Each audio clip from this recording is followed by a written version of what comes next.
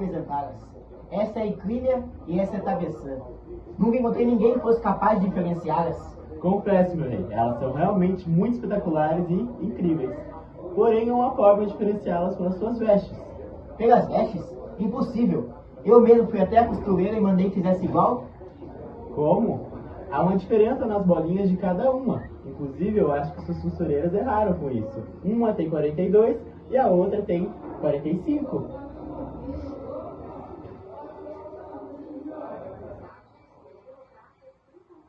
Realmente, não é exagero as lendas. O calculista é realmente um gênio. Conseguiu contar todas as bolinhas com ela em movimento.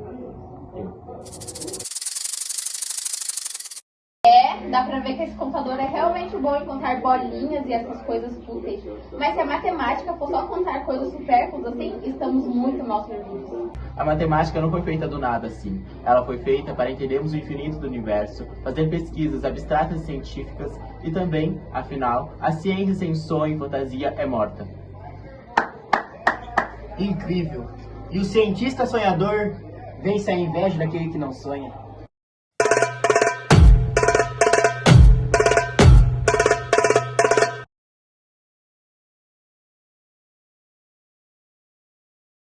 Este é o tabuleiro, senhor, deixado pelo desaparecido calígrafo. O que seriam essas imagens e números ao redor? Este é o mistério. Parece que este calígrafo guardava segredos que vão além de 5 jogos, um exímio matemático. Admito estar curioso. Vou eu mesmo até Berenice e perguntarei mais a ele sobre isso.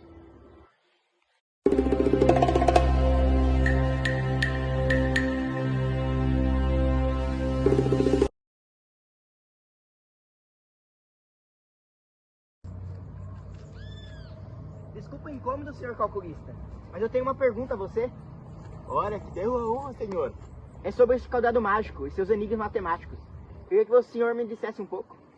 Um quadrado mágico é uma figura numérica composta por números inteiros em casas iguais, aonde a soma dos números em cada casa, coluna, linha e diagonal é sempre a mesma. Eram utilizados como um passatempo nas épocas de muito tempo atrás. Na Índia, eles utilizavam um quadrado como um colar, aonde te protegia das infecções. Realmente, uma realidade histórica. E o que seriam esses maiores aqui?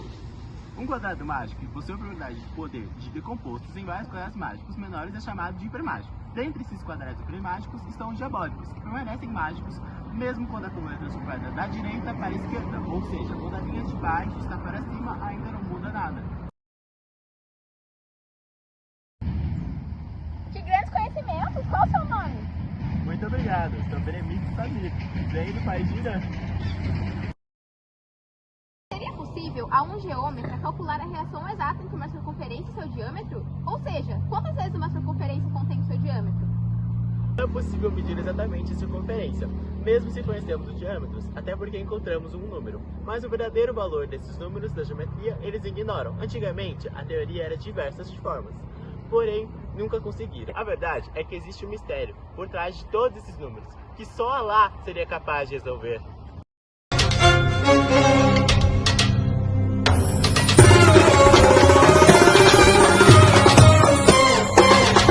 Voltando ao tabuleiro, ele está dividido em 64 casas, onde existem os quadrados verdes e brancos. Está ligado a uma lenda onde fala sobre cálculos, números contáveis e ensinamentos. E tenho certeza que deve ser incrível saber mais sobre elas. Conte-me. Escute e obedeça, será um prazer.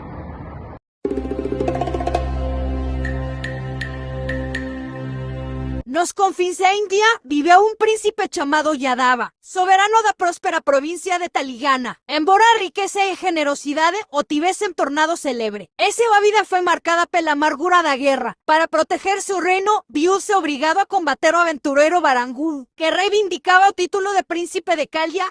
O confronto foi feroz, tingindo de sangue os campos de Daksina e as águas sagradas do rio Sendhu. O rei Yadava, dotado de talento militar,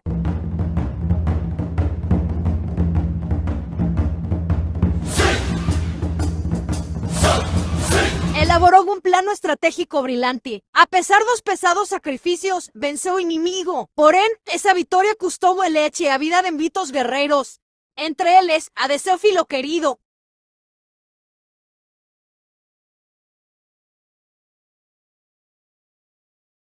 O príncipe Arhamir, que morreu heroicamente para garantir o triunfo. De volta ao palácio de Andra, Yadava recusou celebrações, mergulhando em profunda tristeza, enclausurado em seus aposentos. O rei passava horas a traçar na areia os movimentos da batalha, recriando em minúcias o combate que LH roubara o filo. Os momentos de dor e perda que jamais exariam esse momento. Dia, afinal, foi o rei informado de que moço bramano pobre e modesto solicitava uma audiência que vinha pleiteando a viajar algum tempo. Como estivesse no momento, com boa disposição de ânimo, mandou do rei que trouxéssemos desconhecido a grave sua presença.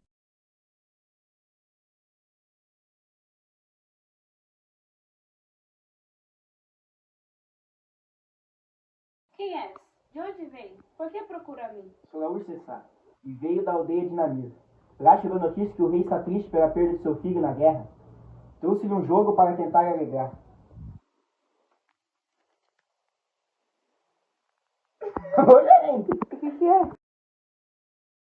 O que César trazia ao rei Yadava era um grande tabuleiro quadrado, dividido em 64 quadradinos. Iguais sobre este tabuleiro colocavam-se duas coleções de peças que se distinguiam, de uma da outra, pelas cores branca e preta, repetindo, porém, simetricamente, os engenhosos formatos e subordinados a curiosas regras que lhe permitiam movimentar-se por vários modos. Cada jogador tem 8 peças pequenas, chamadas de peões. Logo depois, vem os elefantes de guerra, peças maiores e mais poderosas. Então, 2 peças que podem pular como cavalo por cima das outras. E após isso, 2 peças chamadas de vizires, que representam guerreiros prestigiosos. E ainda, uma peça mais poderosa, a rainha. E então, o rei, que sozinho tem pouco valor, mas junto dos outros, consegue ser muito eficaz. Por que a rainha é mais forte que o próprio rei? Porque no xadrez, ela representa o patriotismo do povo e a defesa do rei. O rei se divertia depois de aprender rápido as regras do xadrez. Logo começou a vencer seus conselheiros. Durante uma partida, o sábio César, que observava, LH disse: o rei, surpreso, Veja, majestade, que para vencer é preciso sacrificar este vizir. percebeu que as peças no tabuleiro pareciam imitar uma antiga batalha. César explicou que, às vezes, é acentuada necessário sacrificar algo valioso, como a vida de um príncipe para alcançar a paz e a liberdade. Não acredito que o ser humano possa criar algo tão maravilhoso quanto este jogo. Movendo essas peças tão simples, aprendi que o rei nada vale sem o apoio de seus súditos, e que às vezes o sacrifício de um simples peão pode ser mais importante para a vitória do que a perda de uma peça poderosa. O rei ficou livre da agônia que o estava rodeando. Oferece recompensas em abundância ao pobre rapaz, por ajudá-lo a se reerguer da tristeza. Porém, o humilde rapaz recusa a oferta e LH propõe outra. Não quero seus presentes luxuosos, majestade. Peço meu pagamento em grãos de trigo, começando com 1 grão pela primeira casa do tabuleiro, 2 pela segunda, 4 pela terceira e assim dobrando até a última casa. Grão de trigo? Como posso te pagar com algo tão pequeno? Sim, quero exatamente assim. Então o sacerdote pede a que seu matemático possam contar a quantidade.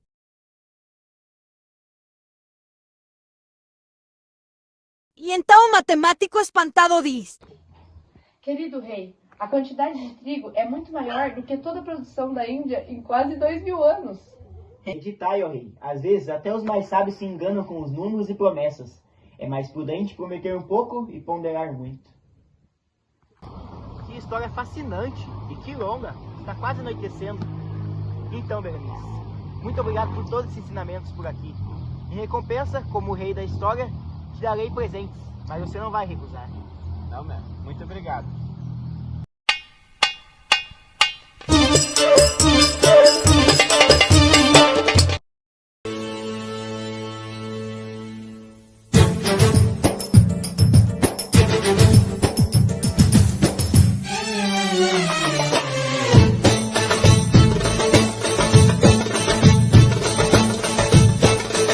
Recebendo várias visitas e sendo abordados com elogios. Após o dia do divã, principalmente Beremiz.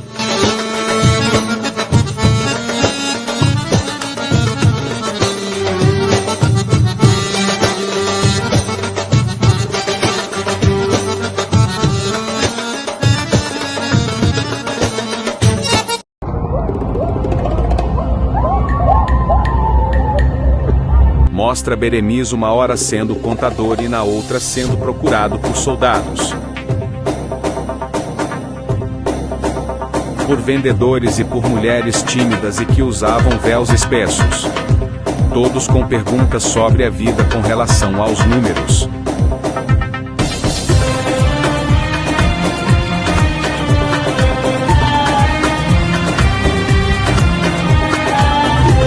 Olá, calculista. A gente pode fazer algumas perguntas?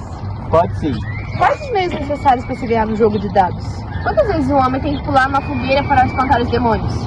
Quais números precisamos escrever no antebraço esquerdo para obter boa sorte, alegria e riqueza?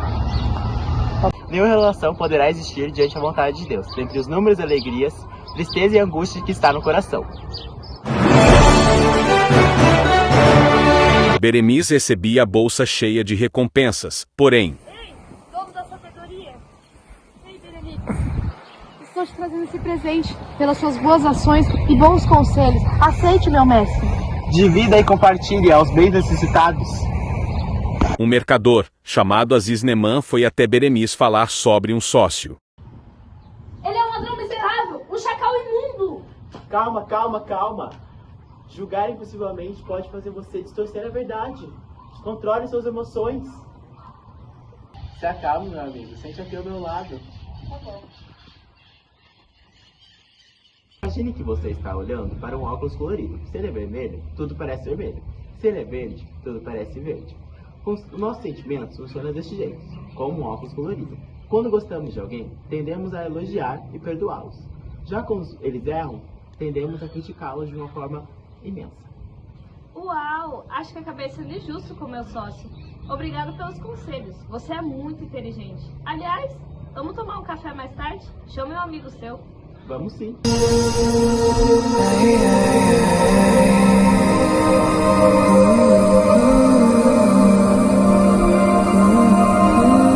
À noite eles foram a um café.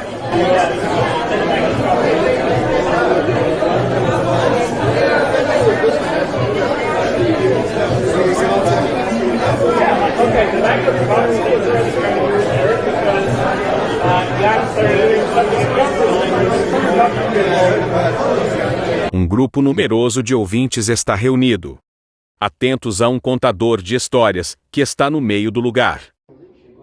Atenção, atenção, atenção. Aqui está o irmão dos árabes, o célebre Beremiz Samir, o calculista persa.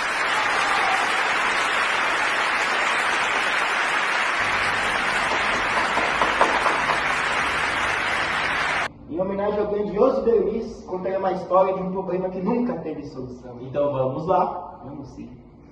Era uma vez na Vila Damasco... Cade, um homem de autoridade, observa um camponês esforçado e suas 3 filhas espertas. Irmã, tem café? Pai, Boa tarde, camponês. Boa tarde. Já ouvi muitos elogios sobre suas filhas. Inclusive são incríveis. Mas será mesmo que elas são tão incríveis como você fala? Aí. Então toma. Nesta sacola tem 90 maçãs. Quero que suas filhas a vendam. Fátima, 50, Kunda, 30 e Sirra, 10. O preço da venda da Fátima será o mesmo para as outras duas. Garanta que no final, cada uma de vocês tem a mesma quantidade de vendas. As 3 pareciam chocadas. O desafio parecia impossível. Em busca de ajuda, elas procuram o imã da vizinhança.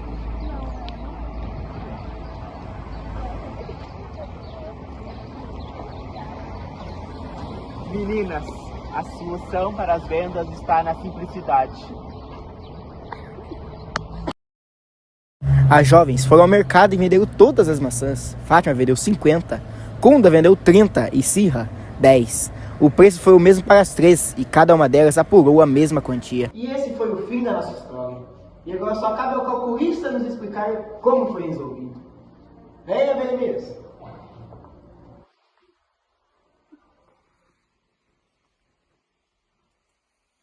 Já vi muitas simples histórias mascaradas sobre disfarces de problemas lógicos ou matemáticos. A solução para o enigma é o seguinte. Fátima iniciou uma venda fixando o preço de 7 maçãs por 1 dinário. Vendeu 49 maçãs, ficando com uma de resto. Pensando assim, Kunda vendeu 28 e ficou com 2. Sirra vendeu 7 e ficou com 3.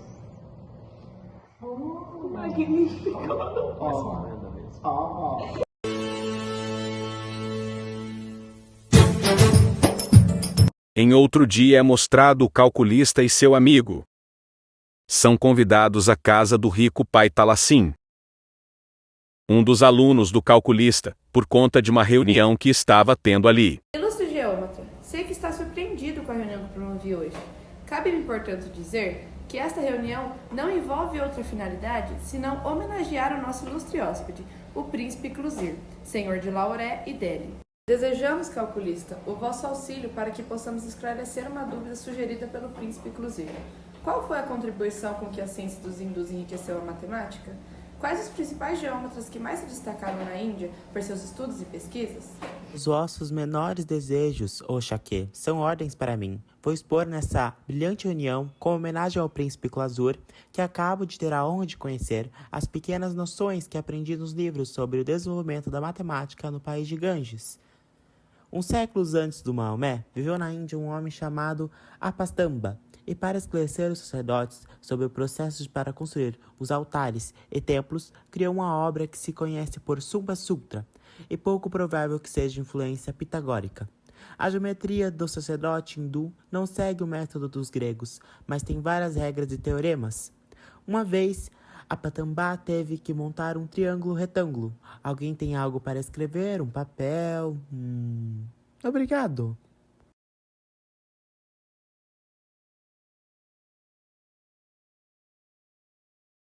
Vamos continuar. Cada lado tem uma medida diferente, 39,36 e 15 polegadas. Para resolver isso, ele usou algo que os gregos usavam, a criação de Pitágoras. Veja, príncipe Lauré e Shaque.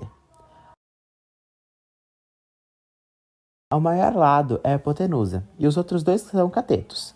É claro que eu não posso deixar de falar que o quadrado da hipotenusa é igual à soma dos catetos. Que coisa maravilhosa é a geometria! Tem coisas incríveis nela, clareza e simplicidade. Genial! Temos na Índia mais que isso? Algo de destaque? Sim, tem sim.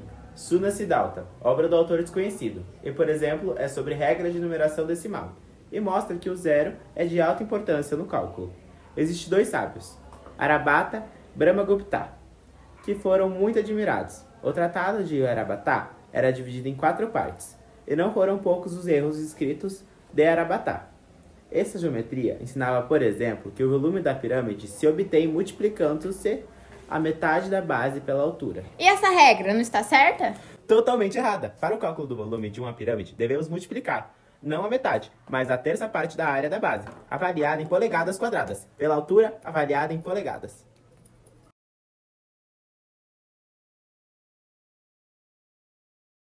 É verdade que a geometria na Índia foi cultivada por um sábio que conhecia os segredos dos astros e os altos mistérios dos céus? Aquela pergunta não perturbou o calculista. Depois de meditar durante alguns instantes, tomou Beremix uma folha e desmanchou todas as figuras que se achavam no tabuleiro de areia e escreveu apenas um nome, Bhaskara, o sábio, e disse com ênfase: Eis o nome do mais famoso geômetra da Índia, Bhaskara. Sabia os segredos dos astros e estudava os altos mistérios dos céus. Nasceu esse astrônomo em Bidon, na província de Decca, 5 séculos depois de Maomé. Sua primeira obra foi Bijaganita. Bijaganita? Bija quer dizer semente, e Ganita significa contar, medir. É isso mesmo. A melhor tradução para o título dessa obra de Bhaskara seria A Arte de Contar Sementes. Mas além de Bijaganita, elaborou outra obra que se tornou famosa, Livati, o nome da filha do Bhaskara. Dizem que é um romance ou uma lenda em torno de Lilavati. Conhece, ó calculista, esse romance ou essa lenda? Sou perfeitamente. E, se for de agrado do nosso príncipe, poderei contá-la. Bora lá! Vamos ouvir a lenda de Lilavati. Ponho todo o meu empenho em conhecê-la. Deve ser muito interessante. Conta-se que o famoso geômetra Bhaskara, o sábio, tinha uma filha chamada Lilavati. A história de Lilavati é fascinante. Bhaskara, seu pai, descobriu que ao nascer sua filha teria uma vida sem casamento e seria esquecida pelos jovens. Não aceitando essa previsão, ele procurou a ajuda dos melhores astrólogos. Um deles sugeriu levar Lilavati para Dravira, aonde ela encontraria um possível noivo. Mas o casamento só seria bem sucedido se em um dia específico de um cilindro de tempo, Lilavati acabou sendo pedido em casamento por um jovem rico e digno. E, ao marcar o dia e a hora, Amigos se reuniram para a cerimônia. Na Índia, a medição do tempo era feita usando um cilindro, colocado em um vaso com água, com um pequeno orifício na base. Enquanto a água entrava lentamente no cilindro, colocado por Bhaskara, o cilindro afundava no vaso. Bhaskara ajustou-o com cuidado e guardou o nível da água. A noiva era curiosa, observou a subida da água e uma pérola do seu vestido caiu no vaso, bloqueando o orifício do cilindro. Isso impediu que a água entrasse, fazendo que o cilindro não marcasse a hora esperada. O noivo e os convidados esperaram sem sucesso e, eventualmente, foram embora para remarcar o casamento. O noivo desapareceu semanas depois e a filha de Bhaskara permaneceu sozinha para sempre. Lilavati, de forma metódica, aborda a numeração decimal e as operações aritméticas com números inteiros. Estuda detalhadamente as 4 operações básicas, a elevação ao quadrado e ao cubo, a extração da raiz quadrada e cúbica, e também lida com operações envolvendo números fracionários, incluindo a redução de frações a um denominador comum.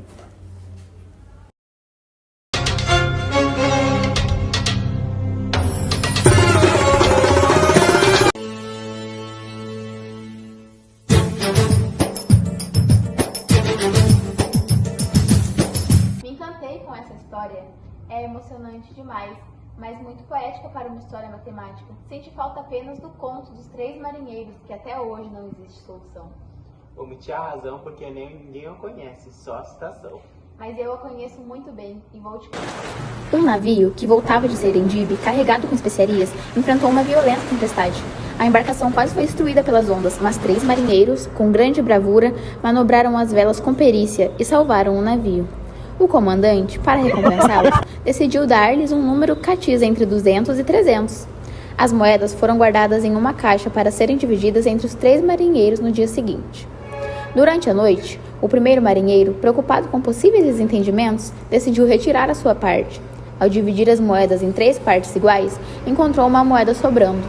Para evitar problemas, jogou a moeda ao mar e levou a sua parte.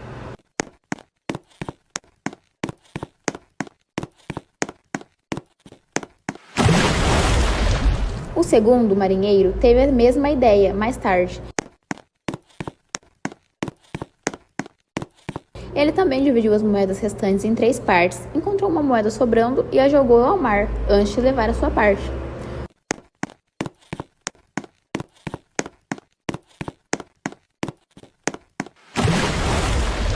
O terceiro marinheiro fez o mesmo.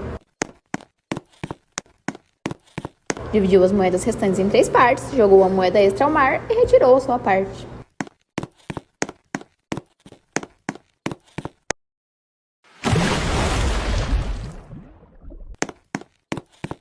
No dia seguinte, ao desembarcar, o almoxarife encontrou um número de moedas que, ao ser dividido por 3, deixou uma moeda sobrando, que ele guardou como pagamento pelo seu trabalho. Os marinheiros, acreditando que já haviam retirado suas partes, não reclamaram. O mistério ficou: quantas moedas haviam originalmente e quanto cada marinheiro recebeu? O negócio é o seguinte: as moedas, uma vez que eram um número superior a 200, não chegaram a 300. Deviam ser, a princípio, o número de 241. O primeiro marinheiro dividiu em 3 partes iguais, jogou um cantil no mar e levou 1/3 de 240, isto é, 80 moedas, deixando 160. A divisão feita pelo primeiro marinheiro, dividindo 241 por 3, dá 80, e sobra 1. O segundo marinheiro encontrou 160, jogou uma moeda no mar e dividiu os restantes, 159, em 3 partes. Retirou uma terceira parte, 53, e deixou, de resto, 106. O terceiro marinheiro encontrou na caixa, são 106 moedas. Dividiu esse resto em 3 partes iguais, deitando-se ao mar, as que sobravam, ou seja, ele jogou tudo no mar. Retirou uma terça parte de 105, isto é, 35 moedas, deixando um resto de 70. O almoxarife encontrou 70 moedas, retirou uma e dividiu em 69 restantes, em 3 partes, cabendo desta forma um acréscimo de 23 moedas a cada um dos marujos. A divisão foi, portanto, o seguinte: o primeiro marujo pegou 80 mais 23, que é 103. O segundo marujo pegou 53 mais 23, que é 76. E o terceiro marujo pegou 35 mais 23, que é 58. Já o almoxarife pegou 1. As atiradas do mar foram 3. Daí o total é de 241. A divisão do segundo marinheiro, dividindo 160 por 3, dá 53. e sobra 1. A divisão do terceiro marinheiro, dividindo 106 por 3, dá 35 e sobra 1 também. Pela interessante solução dada aos problemas dos 3 marinheiros, vejo que é capaz de dar explicação aos enigmas mais intricados que envolvem números e cálculos. Quero, pois, que me deslindas o significado desta medalha. Ela foi gravada por um artista religioso que viveu vários anos na corte do meu avô. Deve encerrar um enigma que até hoje magos e astrólogos não conseguiram decifrar. Numa das faces aparece o número 128, rodeado por 7 pequenos rubis. Na outra face, dividido em 4 partes, apresenta 4 números: 7, 21, 2 e 98. Nota-se que a soma desses 4 números é igual a 128. Mas qual é o verdadeiro significado dessas 4 parcelas que foi dividido no número 128? Que relação poderá existir entre o número 7 e o número 128? Beremiz pega a medalha e, estranhando a situação, problema. Essa medalha foi gravada por um profundo conhecedor do misticismo numérico. Acreditavam os antigos no poder mágico de certos números. Os 3 eram divinos. O 7 era um número sagrado. Os 7 rubis que vemos aqui revelam a preocupação do artista em relacionar o número 128 com o número 7. O número 128, como sabemos, é decomponível em um produto de 7 fatores iguais a 2. 2 vezes 2 vezes 2 vezes 2 vezes 2 vezes 2. Esse número 128 pode ser decomposto em 4 partes: 7, 21, 2 e 98, que apresentavam a seguinte propriedade: a primeira aumentada de 7, a segunda diminuída de 7 e a terceira multiplicada por 7. E a quarta dividida por 7 darão o mesmo resultado. Veja bem, 7 mais 7, 14. 21 menos 7, 14. 2 vezes 7, 14. 98 dividido por 7, 14. Essa medalha deve ter sido usada como talismã. É bem religioso, bem sagrado. Impressionantes seus conhecimentos. Obrigada por desvendar meu mistério. E como recompensa, vou te deixar levar essa medalha e também esse saco com 100 moedas. Vamos para um banquete? No caminho podemos convidar alguns parceiros.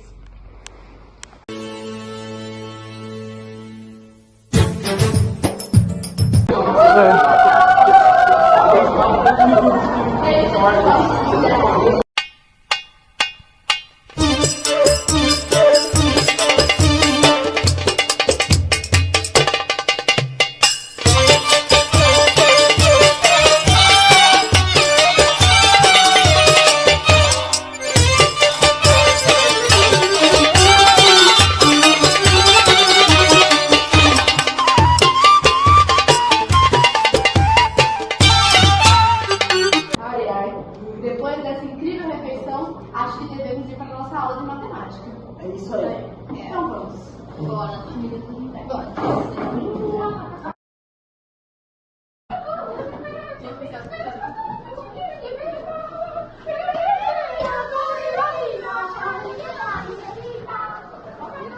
Aqueles que estudam a evolução do número demonstram que, mesmo entre os homens primitivos, já era a inteligência humana e já tinha o sentido do número. Esse sentido permite reconhecer, de forma visual, se uma quantidade de objetos sofreu modificações numéricas. Não se deve confundir o sentido do número com a faculdade de contar. Só a inteligência humana é capaz de permitir a conta, ao passo que o sentido do número é observado entre muitos animais. Alguns pássaros, por exemplo, na contagem dos ovos que deixam o ninho, podem distinguir que de 2 de 3, os selvagens de uma tribo do norte africano conheciam todas as cores do arco-íris e davam cada cor por um nome. Essa tribo não conhecia a palavra correspondente à cor. Assim, muitos idiomas primitivos apresentam palavras para designar 1, 2, 3 e etc. E não encontramos nesses idiomas um vocabulário especial para designar números. De modo geral, qual é a origem do número? Não sabemos responder essa pergunta. Caminhando pelo deserto beduíno à vista, ao longe, uma caravana. A caravana desfila vagarosamente, os camelos transportando homens e mercadorias. Quantos camelos são? Para atender essa dúvida, ele é levado a empregar um número. São 40? São 100? Para saber, precisa de beduíno, por um exercício de uma certa atividade. Isto é, o beduíno precisa contar. Para contar, ele relaciona cada objeto da coleção com um certo símbolo. 1, 2, 3, 4. Para dar o resultado da conta, ou melhor, o número, ele precisará inventar um sistema de numeração. O mais antigo sistema de numeração é o quinário, isto é, um sistema que as unidades se agrupam de 5 a 5. Uma vez, contadas 5 unidades, tínhamos uma coleção chamada quina. Assim, 8 unidades seriam uma quina e mais 3 veríamos 13. Importa, pois, dizer que nesse sistema, o segundo algarismo à esquerda valia 5 vezes mais do que se tivesse na primeira casa. O matemático diz, por isso, que a base desse sistema era 5. Desse sistema ainda se encontram vestígios nos poemas antigos. Adotavam os caldeus, um sistema de numeração cuja base era de número 60. Hoje vamos falar sobre a evolução de sistemas de numeração. No início, usávamos sistemas primitivos, como o quinário e de base 20. Depois veio o sistema decimal, que é baseado nos 10 dedos das mãos e acabou se tornando universal. Civilizações antigas, como fenícios, gregos e romanos, usavam a forma complicadas para escrever números. Isso mudou quando o matemático hindu inventou o zero, simplificando a notação numérica e as operações matemáticas. Os árabes aperfeiçoaram o uso do zero, multiplicando por 10, o que transformou completamente a matemática. Na próxima aula, vamos explorar as operações com números e suas propriedades. Dá-me, ó Alá, forças para tomar o meu amor frutuoso e útil. Dá-me forças para jamais desprezar o pobre, nem curvar o joelho ante o poder insolente. Dá-me forças para levantar o espírito bem alto, acima das futilidades de todo dia. Dá-me forças para que me humilhe com amor diante de ti. Não sou mais que um farrapo de nuvens no outono, vagando inútil pelo céu. Ó sol glorioso, se é teu desejo e teu aprazimento, toma-o meu do nada, pinta-o de 1000 cores, iriza-o de ouro, fala-o flutuar no vento e espalha-o pelo céu em múltiplas maravilhas. E depois, se for do teu desejo, terminar a noite tal receio, eu desaparecerei, esvaecendo-me em treva, ou talvez em um sorriso de alvorada, na frescura da pureza transparente. Isso é admirável. Sim, a geometria é incrível. Qual geometria, qual nada? Não vim aqui para ouvir essa história infindável de números e algarismo. Isso não me interessa. Vim para admirar a voz de Talassim. Sempre julguei que, ao permanecer nessa sala, durante a aula, pudesse ver o rosto da jovem. Disse que ela é formosa como a 4ª lua do mês de Ramadã. É uma verdadeira flor do Islã. Ai, ai, calculista, não calcula nada. Só enche linguiça, geometria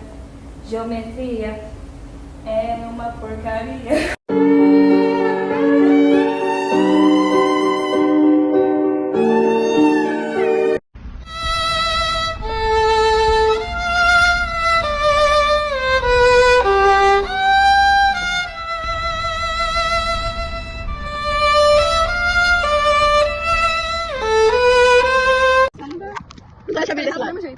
Viu? É só olhar pra você escolher.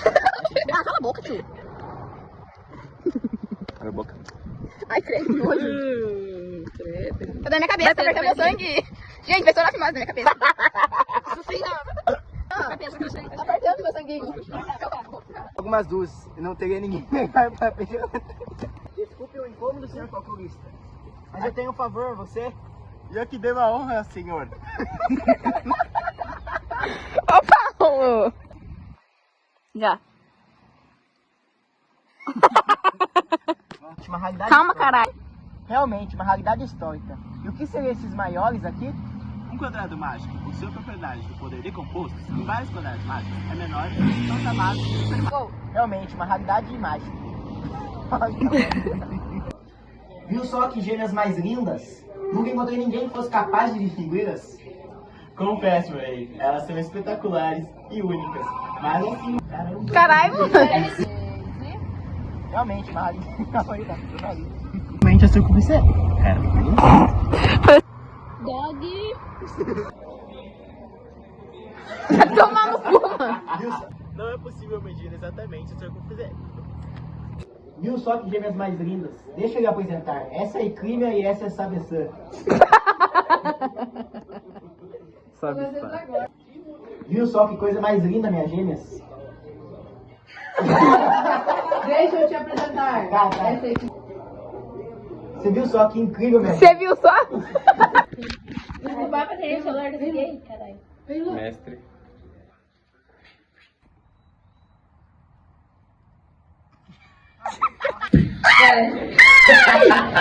Vai, vai. Pode ir? Mestre, essas são as sementes deixadas pelo califa desaparecido. O que ele tem falando? Vai.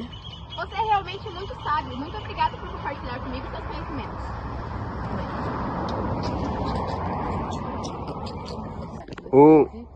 Olá, calculista. Combater o aventureiro Casey. Para proteger seu reino, viu-se obrigado a reivindicar Varangagu.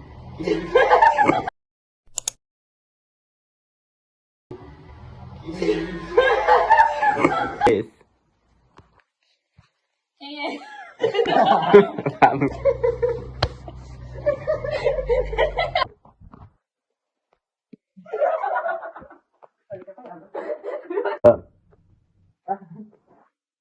Quem é? De onde veio? Quem é? De onde vem? Por que busca essas meninas? Quem é? De onde vem? E por que busca essas meninas? Quem é? De onde vem? Por que procura a mim? Sou a Russa, querida da aldeia de Namir. E lá chegou a notícia que o senhor está... Veja, majestade, que para vencer é preciso sacrificar este vizir. E apontou para... Casey.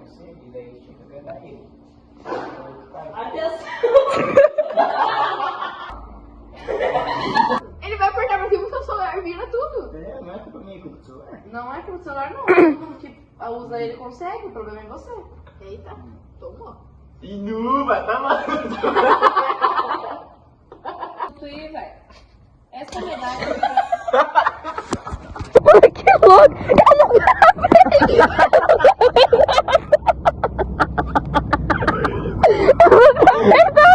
Ai, meu Deus.